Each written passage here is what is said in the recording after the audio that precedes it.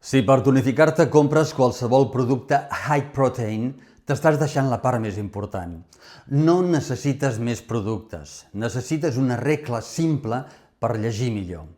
Ves a l'enllaç de la bio, obre WhatsApp i escriu etiqueta per rebre la plantilla. Quan tens pressa al súper, el cervell compra promeses, no context. Fes servir la regla 4x10. Mira 4 coses en 10 segons. Primera, grams de proteïna per ració. Segona, sucre o sucres totals. Tercera, llista d'ingredients, curta o eterna. I quarta, preu per ració, perquè no tot el que sembla fitness compensa. Si té un nom espectacular, sobretot en anglès, però poca proteïna, si el sucre puja molt, si els ingredients semblen massa artificials o si pagues car per una ració petita, no és tan bona compra.